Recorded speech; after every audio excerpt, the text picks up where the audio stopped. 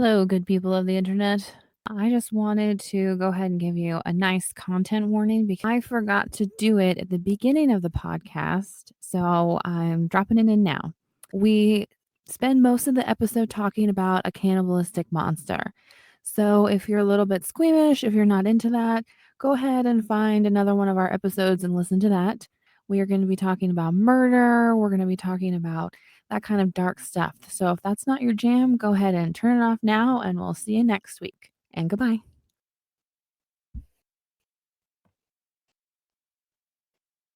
Well, hello. I'm excited to be here. Yeah. Yay. Yay, myths. I think I have anything crazy to share. I know last week was a big week. We were talking about All Too Well and the Red album and the whole thing. Gosh. There was a lot going on last week. This week is not as crazy. This is, as you know, this is my day off, but I do have to work this afternoon. So I've been trying to get personal stuff done before that, and I've really been on the bandwagon today of sorting papers and shredding and filing. Yeah. Well, I have to say, yesterday and the day before, it was incredibly cold here. It was about 25. Ooh. And so I went on my walk much later, and it's sort of, I didn't see the same people that I usually do, aka pet the same dogs I normally do. Yes. So so today it was a little bit warmer, so I could go at my regular time, and I got to pet Goose. Aww. He is the wire-haired something. He's like one of those hunting dogs. Ooh, but he doesn't hunt anything, so he just has an abundance of energy. He just looks pretty. Yeah. His formal name is King Gustav Wilhelm something. He's a distinguished gentleman. Yes. He belongs to a family, and the kids named him after Prince or the King of Denmark. Nice. Yeah, but he goes by Goose. Well, I had thought his name was Goose because he likes to goose people on the butt. Oh, yeah. So I thought that's where it came from, but apparently it's a nickname. But he did not goose me today. He was a very good boy, and I got to pet him, and it was great. That's so sweet. That's kind of my dream dog, is like an English Springer Spaniel that, technically is a hunting dog, but I have heard that they are super, super energetic for that reason. Yes. And my mom was petting him, and she was like, "Oh, is it raining outside?" And his owner, Laura, was like, "No, he's a drooler." No, that's his spit, but thank you. Yes. He wants to love you with all of his ability. Oh, that's so sweet. Yeah. Thanks, you. Oh, also, I have brand new eyeballs. You do have new eyeballs. Dun dun dun. Dun. Yes, bionic honestly, eyeballs. It kind of feels like I have new eyeballs. Like my eyes feel a little bit dry and a little bit weird. Well, good. I'm so glad that. Do you feel like, I know you said there's sort of like an adjustment period right after that your vision sort of has to settle, for lack of a better word. Do you feel like it's going in that direction? I do. Yeah. The halos have subsided a little bit, and it's just like I can see so clearly. It's just a very odd sensation. You can see clearly now the rain is gone. That's right. I can see clearly. Okay, I'm going to spare everyone my singing further. But yeah, yay for new eyeballs. Yay for new eyeballs. Very exciting. Yes. I first got glasses in 2nd grade. Cute. I bet your school photos are adorable. I usually took them off because my mom said that the light caught on them in a weird way. So thanks, Mom. I usually took them off. Yeah. I get it. I was going to say, I have one of those mothers who thinks that, she loves me very much. I don't doubt that. But she also believes that it is her lot in life to tell me everything about myself. Yeah. Oh, that's a mom thing, I think, in general. Thank goodness for friends who just blindly agree with you all the time. That's what I'm really looking for. Enabling. Exactly. That's what we're here for. Okay. All right. Well, welcome, lovely listeners, to another episode of Myths in Movies. Yay! I'm Erin. I'm Sarah. And we're here to talk about myths, movies, tall tales, legends, monsters, anything that goes bump in the night or yay. I don't know. Still workshopping it. But I yes, was trying all to those think things. of like a fairy tale, like yay in the nighttime, but that sounded weird. Rare. Oh, that's Okay, funny. so That was funny. You're funny. You're like really funny. oh, thank you. Okay. It's the thing that makes you not think that you're funny is strap a microphone to your face and then also listen to a bunch of other podcasts where other people are really funny. And This then is you true. think, why do I even bother to breathe? Like, this is the worst. But yeah, we're Okay. wonderful. I love We're being a human, and it's definitely not anxiety inducing and, worry ridden all the not, time. yeah, not at all. Okay, our myth today is the Wendigo. It's a Ooh. legendary monster from Native American culture. Have you ever heard of this? I had never heard of this until you said that we should do this for our next episode. So no, Yeah, I I'm not hadn't heard of familiar. it either. I mean, a lot of these things I research, and Hmm. people always write, this is a legendary thing. Everyone has heard of it. Love That's it. probably the human condition, Yeah, that you've never heard of things. I know. Okay, our movie today is Supernatural, well, television show, and Pet Sematary. Now, Oh. I originally saw this monster on Supernatural, Hmm. I think it's more well known for being on Pet Sematary in the movie, Hmm. both movies. Not seen Pet Sematary, but I did watch a clip of this episode of Supernatural, Hmm. which was very entertaining. What did you think? And well, number one, I just loved, again, I'm going to call him Dean. He's not Dean on the show. Gilmore Dean. Hmm? Love his haircut. It just like took me back to, 2006. What a glorious time. He has like, flippy hair of all of our crushes and dreams in Oh high yeah, school. that was the hair, man. It was the look and it was so great. It was very Yeah, the dramatique. so on Supernatural they sort of explain it a little bit, and Hmm. in Pet Cemetery they super don't. It's just a creepy creeperson in the woods. You see sort of a big shadow, and that's Hmm. it. Yeah. On Supernatural, they sort of explain it, although I'm gonna have to poke a bunch of holes in that. So he says that the Wendigo that's a Cree word for evil that walks among us. Something like that. That is roughly what he says. Yeah. Yeah, that I couldn't find any resources backing that up. So I couldn't find that anywhere. What I found was that it was there's a bunch of words for it. There's probably 50 different words Oh. for it, all starting with Hmm. the letter W and ending with O. Hmm. But they're just slight variations. The most common is a Wendigo, and that's an Ojibwe word, and they think that it means owl, but Interesting. apparently then not good kind of owl or Yeah. something. Not like a Harry Um, Potter owl. I get it. so Supernatural, they sort of explain that there's many different cultures that believe eating the flesh of a human gives you more power. I absolutely could not find that anywhere at all. I have no idea what they're Interesting. talking about. Huh. Eating the flesh of another person is extremely taboo in almost every single country.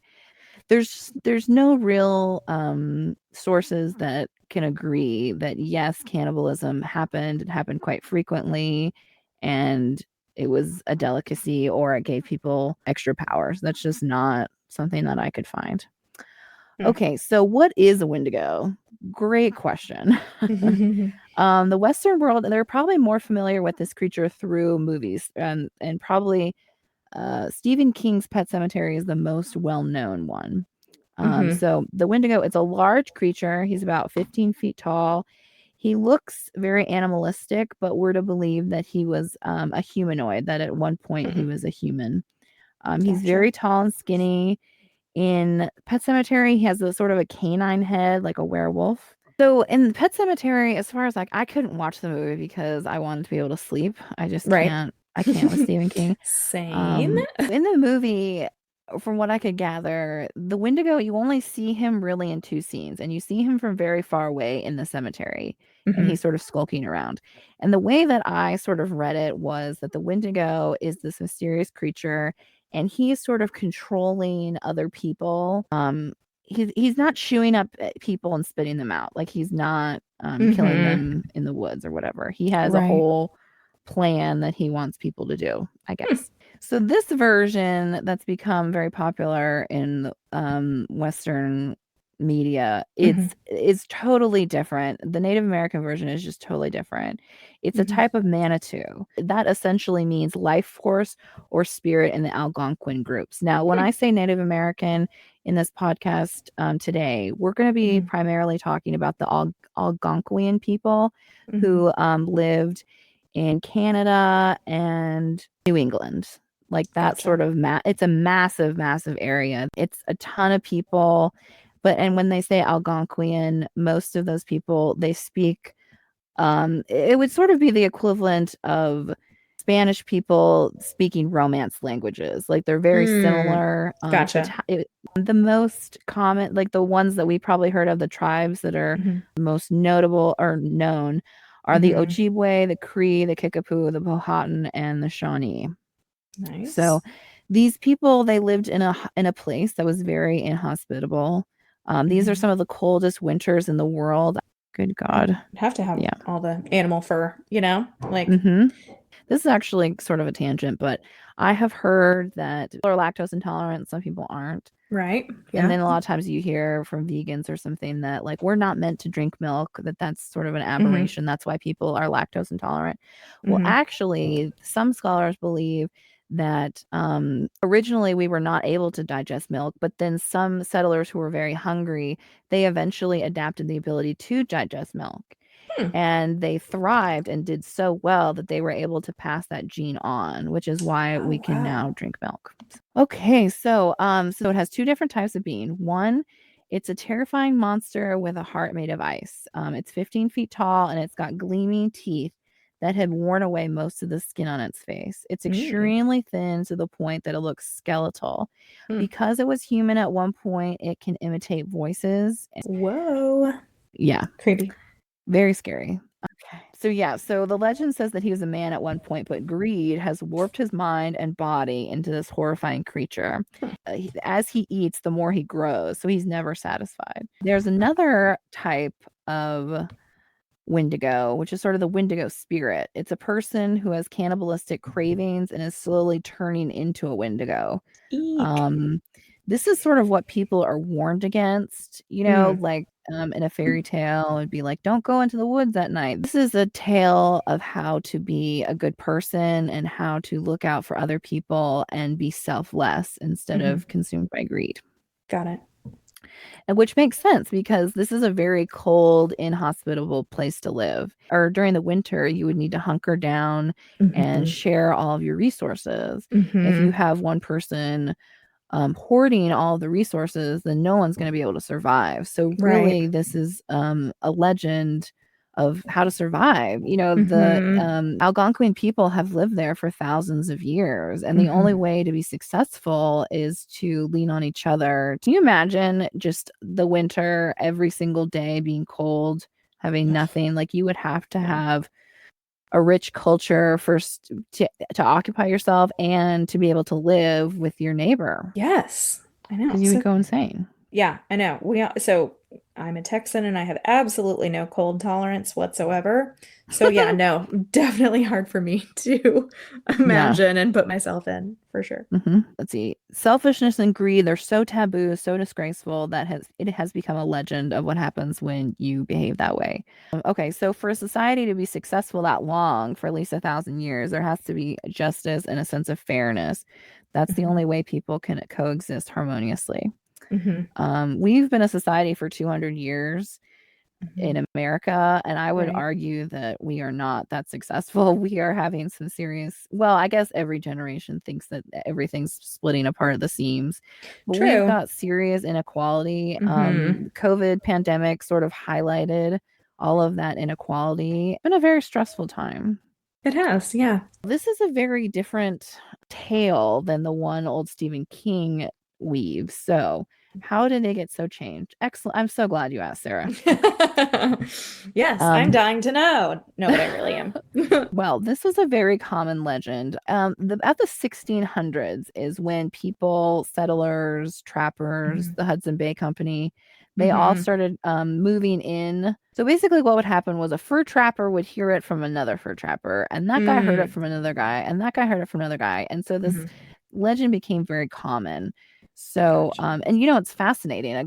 There's a mysterious creature in the woods that eats people. That's how things get passed. I mean, there's no sort of collective database where people can Google it and figure Right. out if it's true or not. That's just how it goes. Yeah. So anyway, there's this dude named Algernon Blackwood who we do not like. Mm. He's a writer and he heard the story from a trapper who embellished the story. He publishes the story in 1910.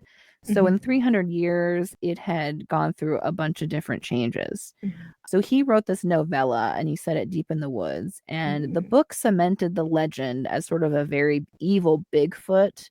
Yeah, yeah, yeah. Okay, so this book was super popular because it was totally terrifying. Blackwood's version, it becomes canon. So in this version, in the canon version, he's changed into more of an animal. He's no longer that human-like. And I think Blackwood does this. He wants to relate it to European audiences who are Mhm. not familiar at all with this thing. So he sort of Mhm. turns it into a werewolf. It has a very canine head now. Sometimes it'll have antlers. It's not like similar to a person at all. Interesting. So, Stephen King, that's basically his version, Yeah. is a terrifying monster. It's not human related. Do you know what I'm picturing mentally right now is in the Disney version, or well, I should say the 90s cartoon version of Beauty and the Beast, when Gaston is describing the beast to the townspeople in the tavern, and Yes. he's like, he's Yes. got beady eyes and horns and hair everywhere, like Hmm. this is what I'm picturing now.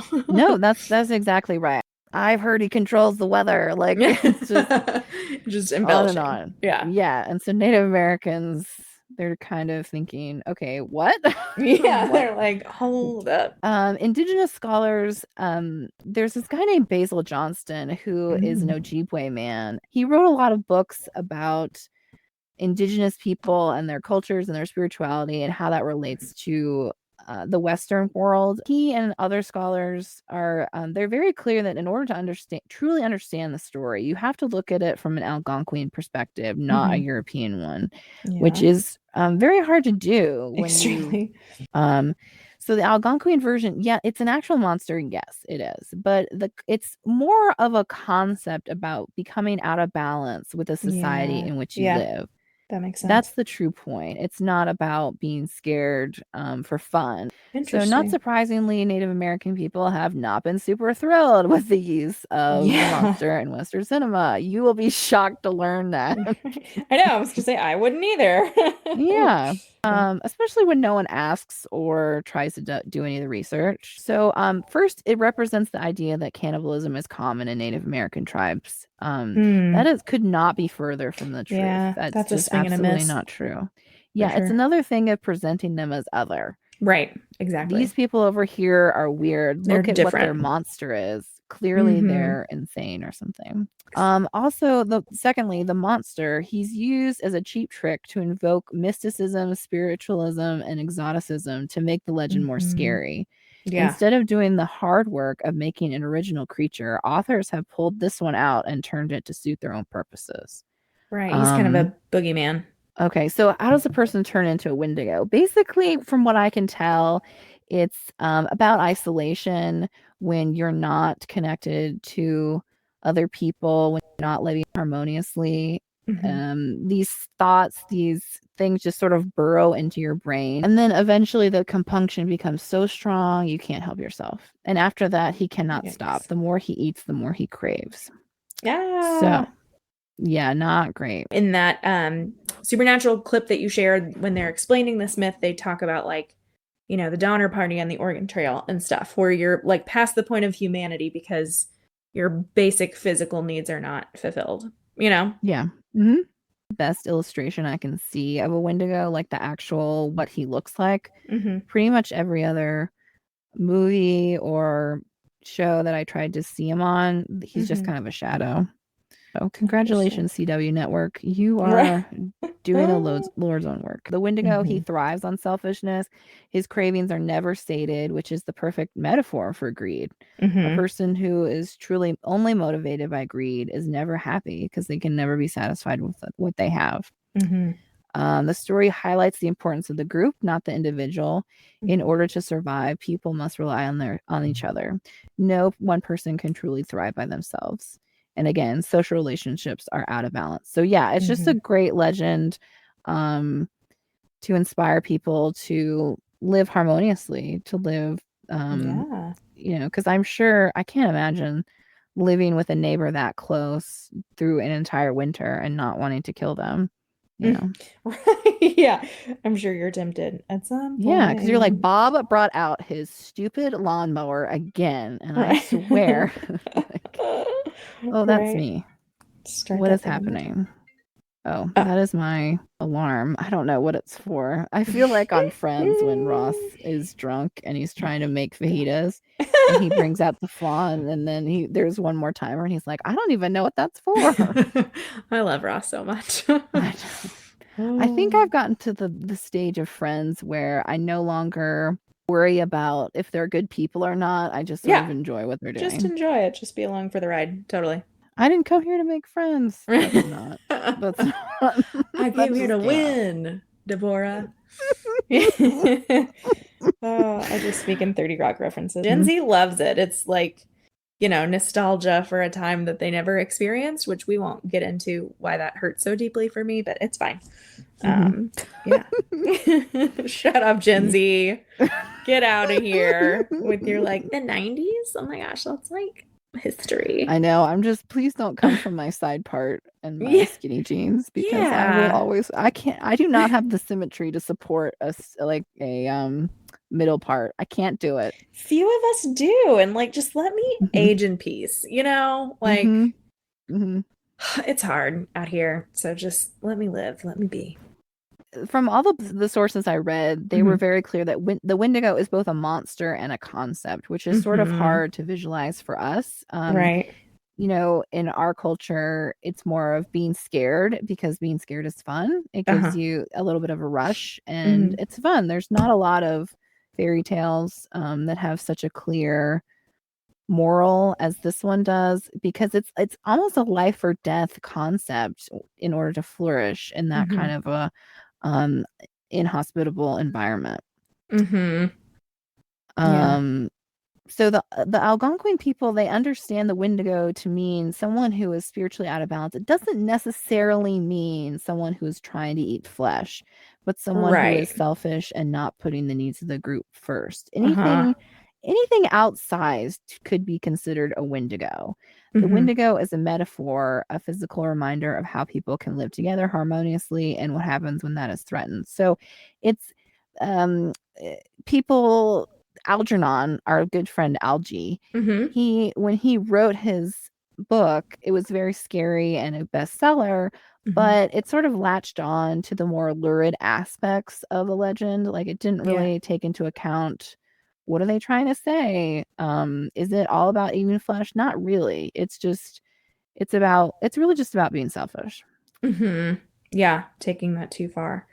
I feel the need not to speak on or comment on Native American cultures because I don't know anything really about them. I come from obviously like a very Western American context, but I feel like my understanding is, and maybe this is just a perception, that indigenous peoples have been historically so much more communal in attitude and way of life and the way that they function as a society than Western cultures were, which I think also just drives home this whole point of not getting so caught up in your own greed and thinking of the self that you're not contributing to your community, so to speak.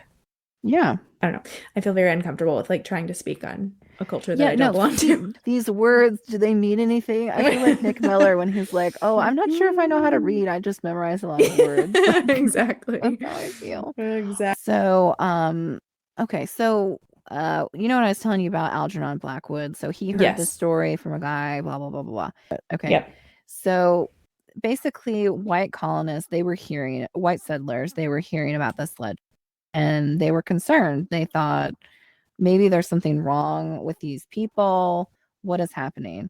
This idea that normal men, they're gonna have a compulsion to kill and eat people, that's Mhm. of course that's breaking so many taboos. And they think, well, first of all, is there something wrong with them? And if there is, can we contain it because we don't Mhm. want to get infected with it? Right, right. So this idea of the Windigo psychosis that became a thing, a disorder that was a classification. And so there's a Jesuit newspaper, and it reported in 1661, and it said, this disease, this makes them so ravenous for human flesh that they pounce upon women, children, and even men like veritable werewolves and devour them voraciously, without being able to appease or glut their appetite, ever seeking fresh prey, and more greedily the more they eat. This ailment attacked our deputies. Death is the sole remedy. And so he's saying there that you have to murder these people because they're just going to keep killing and they're going to eat everybody. Yeah, which reminds me of the Supernatural clip where, again, I only watched this clip, so I take it from context that they're with this girl and her brother has been abducted by the Wendigo and they're trying to get him back. And she's like, so how do we kill it? And I must say, I love how like macho the dude comes off, you know? He's very like, well, guns won't work, so we gotta torch this SOB. You know, he's like, it's so true of the early 2000s. It just like cracks me up. I didn't watch the whole thing because I didn't want to.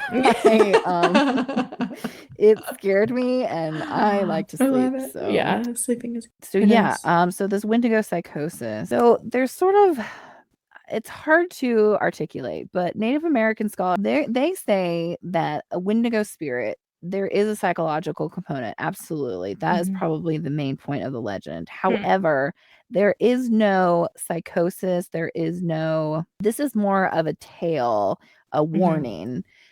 Windigo spirit being greed. Of course, people that manifests in many different ways, but there's no actual cases of people becoming obsessed and wanting to kill and eat human flesh. It really is a thing that scholars have studied, and they say that it's basically where someone's stranded, they're desperate, and while they can get to other food, they resort to cannibalism. So this really is a thing that has been studied. It's on JSTOR and everything, so it's real. It's legit. Yeah. Yes. So this classification, it's a Western thing, and it reduces the whole myth to a simple disorder. It ignores the bigger issues of Native American psychological issues. Native Americans have been dealt such a terrible hand, and that has resulted in generational trauma. Sure. By taking their land, they've built their entire culture around. It's very scarring. Yeah, yeah. Let's see. We force them to move out to land that's not valuable until we discover gold or oil, and then we force them to do it again. We've signed agreements with Native American people. We break those promises constantly. So there are very many good reasons for Native American people to have psychological trauma. The Windigo psychosis, though, while I've seen a lot of scholars discuss it, I just don't think that it is an actual real thing. Yeah, yeah. There's no actual cases of Windigo psychosis. I saw one case in my research where there was a possible case in 1868 where there was a Native woman she was scared of strangers and she was afraid she was going to kill them. So she avoided strangers and only met with her family. Interesting. That is not a psychosis. That is just being, of course she's scared of strangers. People keep trying to like take all her stuff. I just think that's insane to be like, she's afraid of strangers, therefore she's psychotic. Right.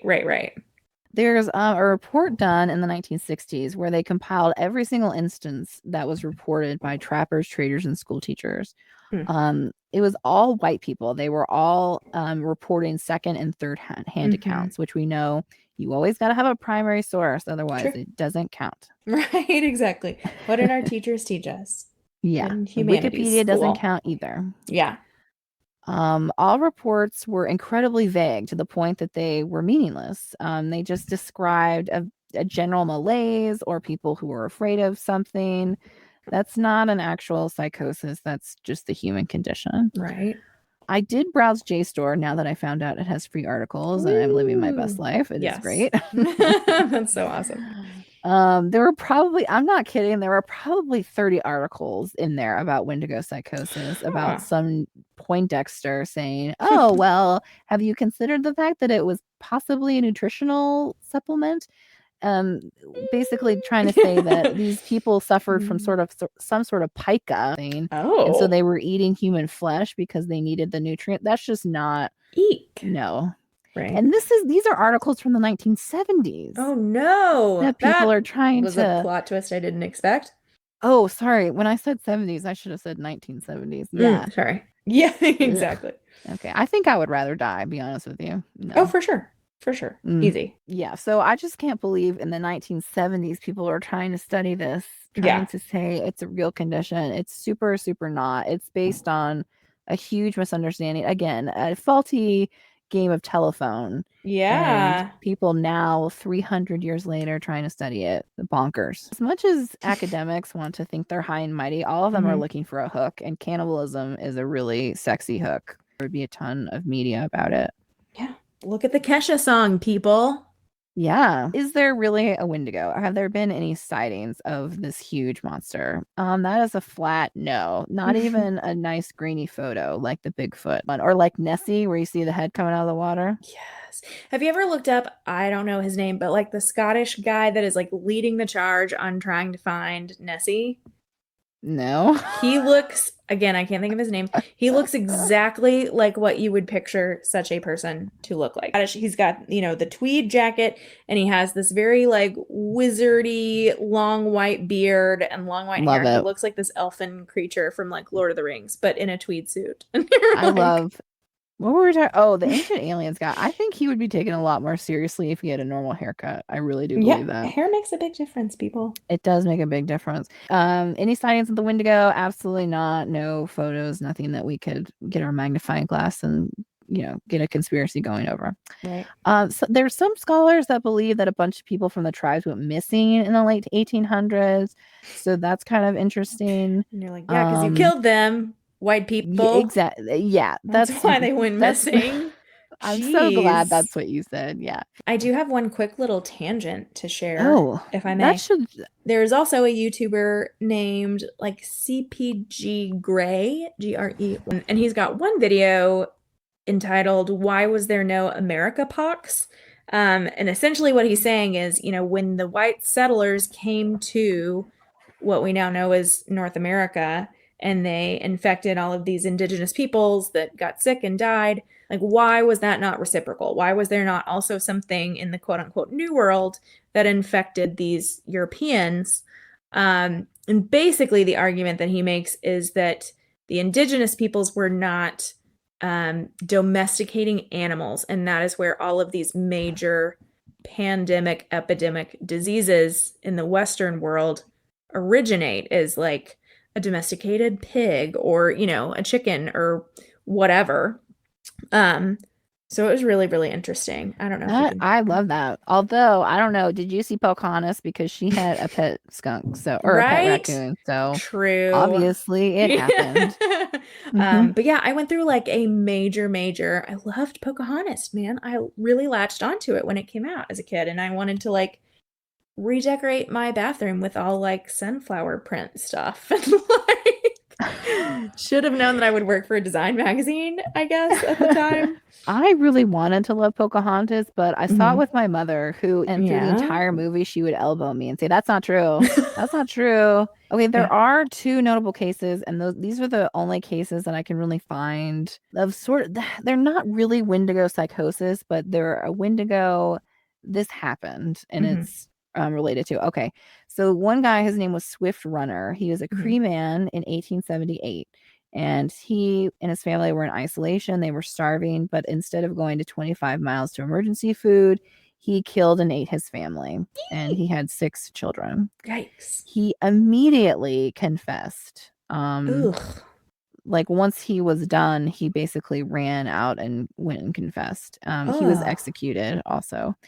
But this was a particularly cold winter. No, I'm not trying to say that justifies it. Like, well, it was really cold. So like before we judge the guy, hold on. Yeah. Now, I'm But not saying that, again, not saying that it's okay. I'm just saying that I think that led to some sort of a snap in his brain. yes. Oh, it would have to Um, for that to even happen. yeah, Yeah. I personally am the camp that I don't think it happened. I think that some sort of an Yeah. animal went through and killed his family, and he felt extremely guilty that he had not done anything. I just don't think he did it. I just don't. I think, Let's hope that that's what happened, that it was an animal. I mean, yeah, I think he had some sort of a psychological snap. He couldn't maybe. provide for his family, and Yeah. because like there are cases of men killing their family, but they just don't eat them. I mean, that's such a Yeah. cultural taboo that Yeah. it just doesn't Yeah. happen. It really Yeah. just doesn't. Mm-mm. Okay, there's another case, Jack Fiddler in 1906. He was an 80-year-old Algonquian shaman, and Mm. he allegedly defeated 24 Wendigos. Whoa. Now, yeah, Interesting. which means that he killed 24 people that Right. he believed were Wendigos. Yes, so that's, Ooh. yeah, That's not rough. great. Yeah. But again, it's so hard for us to like give any sort of value judgment, because what if these Mm-hmm. people were really crazy, and what if they were threatening the harmony of the entire tribe of of the group? It's entirely possible that this was how they met justice, how they dealt with it. I just don't know. Yeah. Yeah. Again, killing people is never great, but Nope. I can't ascribe my ideals to that value in Mm-hmm. 1906. I just can't. Right. Um, And I know yeah. at some point you want to talk about changelings too, not in this episode, but in a future episode. And Hmm. it kind Yeah. of reminds me of that, of like believing that a human person is actually a quote unquote supernatural being. Or like, Yeah. like you're saying, this guy Yeah. obviously killed people that he believed or whatever were Wendigos. And it makes me think of like, oh, I killed this like elfin child so that our child could live. And you're like, no, that I was a human honestly baby. hadn't thought about changelings in that way until I saw Outlander. Yes, yes, yes, yes, exactly. I know. Mhm. It's trippy. Okay, so this poor guy, Jack Fiddler, the Canadian police decided that they needed to enforce Canadian law, which is Hmm. sort of hysterical because, well, not hysterical, but they don't really have jurisdiction. Like the Canadians have settled and decided that now they own this place, Hmm. when the people living there already, they're kind of saying, hey, we've been here for 1,000 years. Shouldn't Hmm. we be the ones that decide the law of the land? Why do you get to Right. enforce that on me? That's Yeah. not fair. So the Canadian police, they arrested him, but he escaped, but then he killed himself. Poor guy. He was 80 years old. Yeah. Um, his son was also a shaman, and he tried to explain that they did kill people, but those that were sick, that were in pain, or Wendigos. Hmm. Um, again, and Wendigo meaning that they were pathologically selfish to the point where they were harming the group. Right. Um, Right. but Huh. he was convicted and hanged, so that's not great. Wow. It's possible that this entire monster is caused by Western expansion. It's Hmm. really hard to trace the history of the monster. There's no Right. sort of, in 1004, the first guy talked about the Wendigo. We Hmm. just don't know.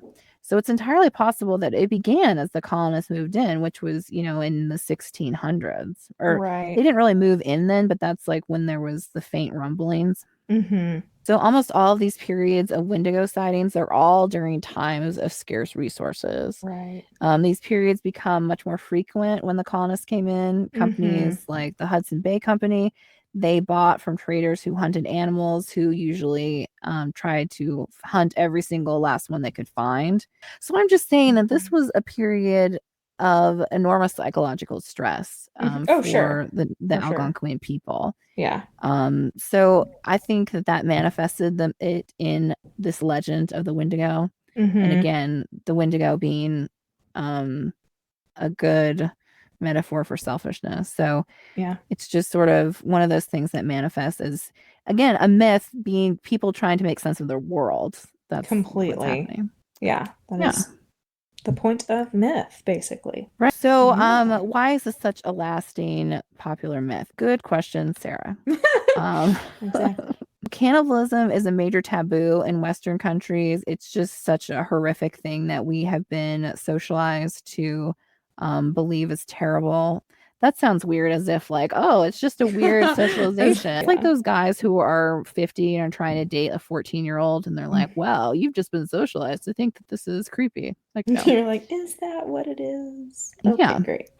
Yeah. Cannibalism, it's been seen in Greek mythology, Homer, Shakespeare, even fairy tales, which is again, like we talked about with mythology, that's how we've made sense of our world. That's things that have shaped us, shaped our values, how we see the world, everything deep in our core. And so cannibalism being a major taboo in all of those things. Greek mythology, we see Tantalus, he serves the gods a feast, and that includes his own son. It's like the main course. And he's doomed, and Tantalus is then doomed to torture forever. There's several others, but I can't talk about people eating each other anymore. Right. I know, you gotta pick and choose your references. That's fair. Yep. Yeah. Done. But Greek mythology is basically the fundamental thing of Western culture. That's one of, yeah. Okay, so one of the things that scholars think why it's taboo is there's seriously bad effects from eating a person. That sounds awful. Oh my gosh. Okay. Yeah. I don't think I'm gonna get through this. Okay. Right. You're like, just don't do it. There's one called prion disease, which is, have you ever heard of mad cow? That's a prion disease. Yeah. Again, that's can be caused from cannibalism. There was a tribe in New Guinea.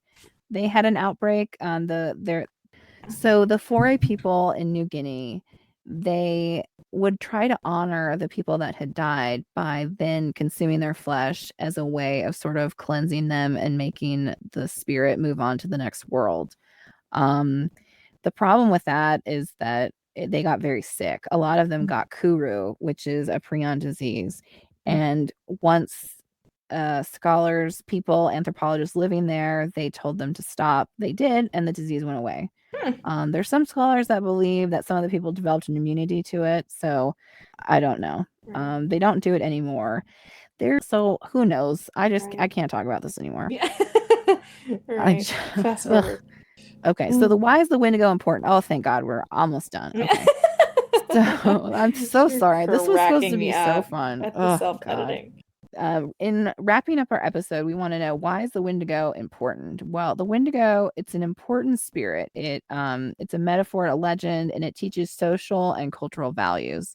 And those values being stick together. You stick together in the winter. The Algonquian people have been around for thousands of years successfully, and so obviously they're doing something right. My last point is just that reappropriating monsters from other cultures and twisting them to make them more recognizable to your audience and then profiting off of that is super not cool. Totally. Yeah. Love like you, disclaimer. Stephen King. Stephen King does great in The Shining, so it's kind of a bummer that he's doing the Windigo. But this is not just Stephen King. There's many examples of reappropriating this monster. It's a very common, because it's such a great spooky thing. It's also kind of hilarious when this monster is really a metaphor for the perils of greed. Like, humans are just greedy. We just are. And so you need myths and legends and stuff to sort of teach you the right thing. So I think Windigo, yeah, it's a great story. It just kind of sucks that it's been used to basically scare people. Because it's such an important lesson that everybody could learn. Oh, okay, I'll tell you what we're doing next week. Yeah, let's do that. Yeah, so next week is not going to be a bummer of an episode. Sorry, listeners. The cannibalism, it really got to me too. It's really, maybe the whole episode is jinxed because of cannibalism. Yeah. Right, maybe so. So next week is going to be sort of a different kind of episode. We're not going to be doing a myth from a movie. We're going to be doing Taylor Swift. Yeah. We're going to be talking about all the myths, all the legends, fairy tales, stuff that she tucks into her songs. So yeah, it's going to be hopefully very fun. It's going to be a lot of Taylor Swift geeking out, which is, hello, that's where I live. We are very excited. Very excited. I'm going to try and do some analysis. I don't know how it's going to go, but I'd never heard of this before, so I hadn't either. I did think it was interesting. Yeah, I really like that it's sort of like a psychological concept of being greedy. Because I guess the vampire is like that too. But you know, a lot of our stuff is like Nessie or Loch Ness Monster or Totally. something. Cool. Yeah, and I got to go on JSTOR, so got That's to look always a good around. day. Yeah, You it got to was. look around. So thank you, listeners. Thank you so much for listening. Sorry Yeah. that it was so explicit with all the cannibalism talk. But we appreciate you listening. If you want to support us over on Patreon, we have fun stuff like uncut episodes. They're about twice as long as the regular episodes, and so that's kind of fun to listen to our little Yeah. tangents. We also have plans to release a bonus episode probably in early December. We'll be recapping a movie or TV show that's yet to be determined. Just kind of whatever strikes our fancy. But most importantly, if you could subscribe to the show and give us a 5-star review, we'll really appreciate it. Thanks again. We love you guys.